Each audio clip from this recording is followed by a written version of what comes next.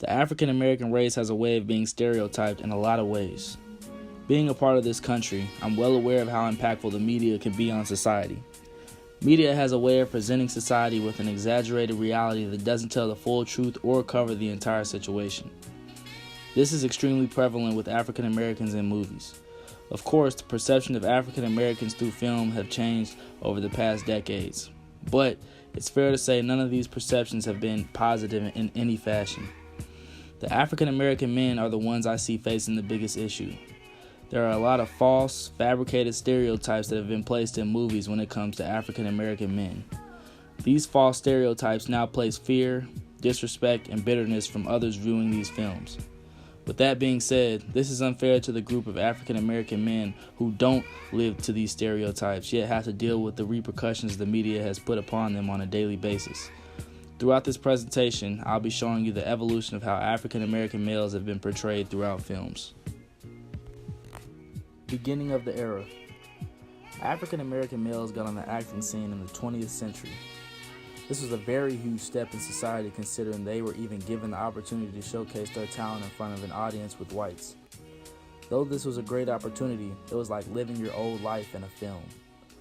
Most of the men in these films were acting as loyal servants or butlers to white masters.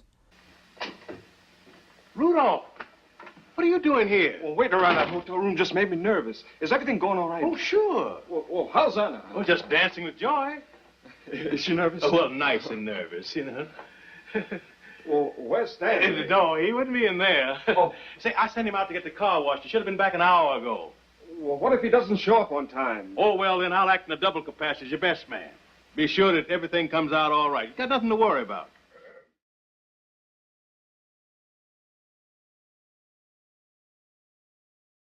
What's it to you?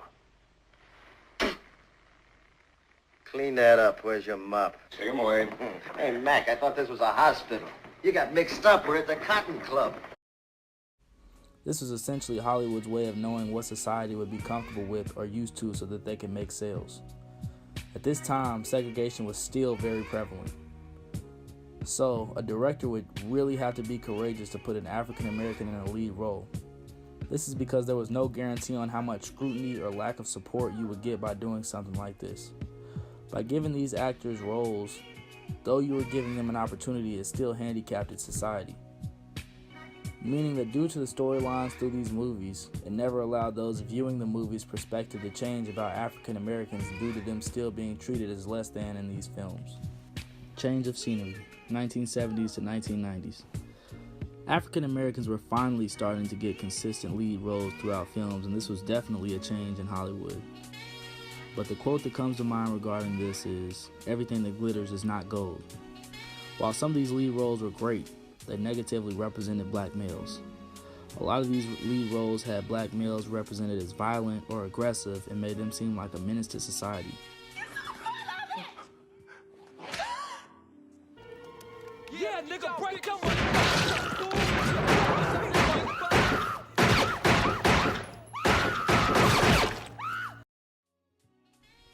Though some of these films did great in the box office, it gave the viewers a lasting negative impression of what African American males are like according to this film. The lack of positive lead roles made a lot of individuals think that this was reality and imposed fear in these people. New era. Hollywood now took an even further step and brought African Americans to a more positive light. With the growth of African American directors, this makes it easier and more effective due to them being able to give first-hand accounts. Directors such as John Singleton, Spike Lee, Tyler Perry, Ava DuVernay, and Barry Jenkins, they've all done an effective job as acting as a voice for the people.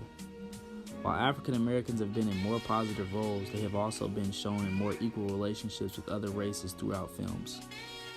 It's fair to say African American males have came a long way when it comes to overcoming the stereotypes that were placed upon them when they first got on the acting scene.